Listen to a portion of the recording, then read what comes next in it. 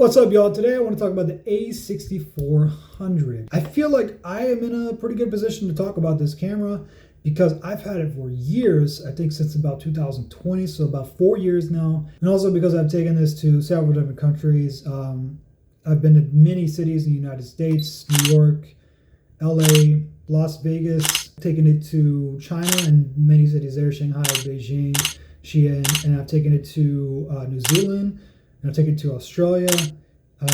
It's been in a lot of countries, so 4, 5, 6 different countries. It's been a lot of places with me, and it's still working great. It's probably got over 100,000 shutter count, still going hard, still going strong. So anyways, I just want to talk about this camera because I know it's very popular. A lot of people are like, I know if you're looking up cameras to get, this one's going to come up a lot. And people might be iffy because now it's a little bit older, so they might say, well, is it still worth it in 2024? So I'm going to talk about that. And I'm going to give you guys some advice on choosing a camera because I had a big problem choosing my first camera. I went back and forth, and I remember the first camera I got was a T6S. The reason is because of a Casey Neistat video showing the T6S, and he showed like the footage from each, and it looked the best out of all the cameras, even out of all the newer cameras.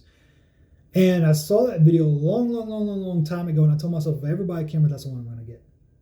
But I decided to get a camera like 10 years after I saw that. So I got it, and the camera's great, by the way. T6S is amazing.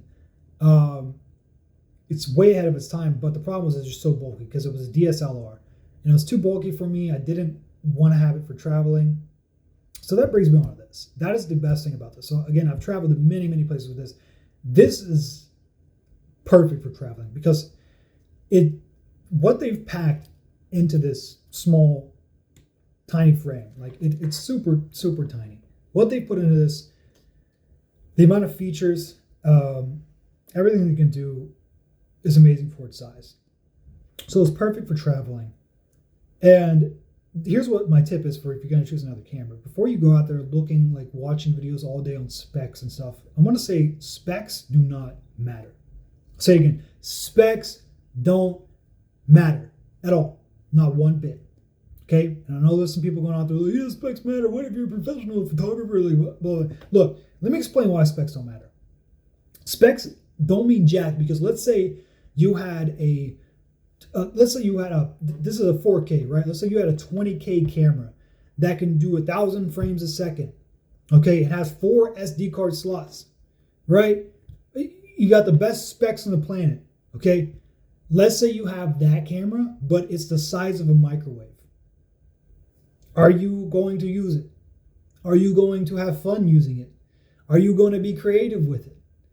Are you going to travel with it? Right? So what does specs matter if you hate using it and it's inconvenient for you to use? Or if it's the lenses for it are too expensive, if it's too bulky, if it's too heavy, it doesn't matter, right? Specs do not matter if you're not going to use it. If the camera itself, like if the functionality, if it makes you hate it, you're not going to use it. Okay? And I was on the fence. Here's what I recommend if you're choosing a camera. Go to a place that allows you to either test out cameras or return them.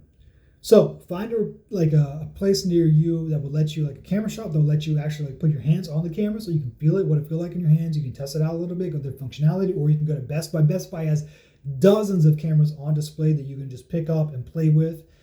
And also, I think Best Buy just has like a return policy. I'm not sure if they charge you a restocking fee or not. Do their research for yourself. But a lot of places, like Walmart, Best Buy, Amazon, you can buy a camera. You can try it out for like 30 days, some are 15 days. Just make sure you read that ahead of time. Try it out. If you like it, you keep it. If you don't like it, you return it. And now you've got experience with that camera, and you don't have to go back and forth watching YouTube videos of specs and all this stuff because specs don't matter. You need to get your hands on it. Okay. And I was really considering getting a new camera because the main thing is because of this. This is the worst thing about this camera, is this screen. And that's because if normally this is supposed to be here, and if you flip, let me take this up. If you flip this up, it's in the way, right? Now, most of the screen is just gone there.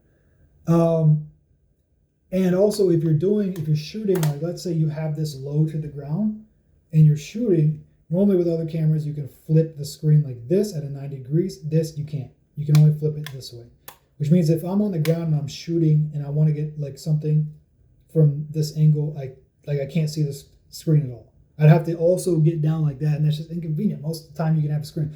So having a articulating screen it's a huge bonus, and it's the worst thing about this camera.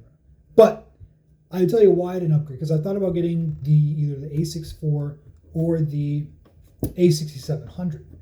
But I went to Best Buy and I got my hands on them, and I was like, no way. At first, the A7R4, they're way too huge. Oh, by the way, since I have this, I just want to say this is the solution to that. This is a small rig, so you don't have to get a huge cage. It's probably the smallest, thinnest, lightest solution you can get. It slides into the shoe mount here and then brings the shoe mount over here. I'd recommend, if you could find one, get a double, so that way if you have like a mic like this one and you don't want to pin it to you, you can also get a double and then put it here. But this one works fine. So anyways, back to it. So I put my hand on the A7 IV and it was way too bulky. I was like, damn, this is huge. Like I was so focused on the specs. I remember looking at all the specs, everything it could do. It's a full frame camera. I looked at the night shots compared to this. It's impeccable. And it is one of the first, I think, and Sony's lined up with a full frame that has a fully articulating screen. So I was like, that is my next camera. And again, I put my hands on it and I was disgusted. I was like, there's no way I would want to carry this thing around. In fact, if I bought this thing, I know for two reasons I would almost never carry it. Number one, it's too big, it's too bulky. Number two, because it's like over $2,000, I would baby it, right? I wouldn't want to bring it out that much. I wouldn't want to get it in situations where it could get damaged, because it's like as much as a used car. So if I'm carrying that around, I'm going to baby it. I'm going to pull it out as the least amount as possible. And it's like, wait, that's not the point of a camera. The point of a camera is to use it. Okay. So that's why I say specs don't matter. It's better to get something that's cheaper, that you're not afraid to use, to take out and throw around, throw into a bag and use it and get experience with it, get creative with it, versus something that costs $5,000 and like every time you're holding it, you're shaking because you don't want to drop it, and you don't want to, I don't want to take it near the water. I don't want to climb the mountain with it. I don't want to, take it hiking because what if I drop it, it gets damaged? See, I'm not really talking about a 6400 so much, but I'm saying that if you want a camera that's powerful, if you want a camera that can do it all in terms of, you can do photography with this, you can do videography, it shoots 4K, you can do time lapses, you can do slow motion, like it has all the features that you'd want out of a camera, but it's very small, it's very compact. This is still an amazing choice. And now back to the a6700, because I know that's another alternative for this. Not really, it's not really a comparison because it's like double the price of this. You can now pick up one of these for like $500, a6400. When I got it, it was like $800. But now you can now find them used for like $500, which is, it's an amazing deal. A6700 is like $1,500 from what I remember, like 1,500, maybe 1,200, the cheapest you can find it. Maybe 1,000 if you're lucky, but it's still it's a lot more expensive than this, and it's still a APS-C, so it's not even a full frame. Okay, it has a little bit more megapixels than this, but again, I still decided to stay with this because I picked up the a6700. It's a lot bulkier and thicker than this. I didn't know that. I thought they were the same size. It's not. It's a lot bulkier, heavier, it's bigger. I still think I don't know. For me personally, if I'm going to spend that much money and I'm also going to get that much bulk, I'd rather just go full frame, right? I'm like, why spend that much money and be in the middle and still have an APS-C? You don't have the benefits of a full frame, and you still have that crop factor. Like, why? It doesn't make sense for me to do that. I'm not saying the a6700 is an amazing camera. It is from everything I've seen, but why put yourself in the middle? Why spend that much money and carry on that much extra bulk? It doesn't make sense. So in my opinion, stick with something like this. Stick with the A6000 lineup.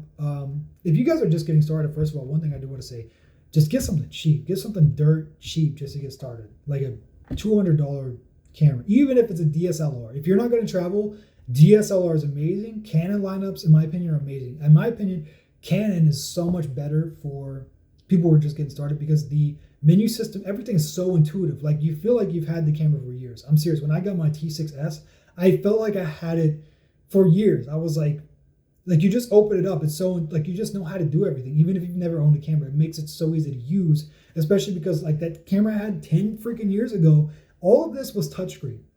It's articulating screen. Everything was touchscreen. This camera's like 10, 13 years newer than that one. nothing. The only thing on here is touchscreen. Is like if you want to put a focus point. If I'm like, oh, I want to focus here in the corner. That's it. That's the only thing. Or you can like double tap it. I think it will zoom into your shot. That's it. That's pretty bad if you're looking for touchscreen. It's this. The menu system on Sony is not intuitive. That's not just this camera. That's just the Sony lineup entirely. Okay, so if you're just getting started, go for Canon. It's a much more intuitive. It's much more fun to use, in my opinion. Why did I buy this? Because of the specs. Because I got carried away with the specs of, oh, everybody's just saying, oh, like every time I watched the video, this camera just came out on top when it was comparing similar cameras.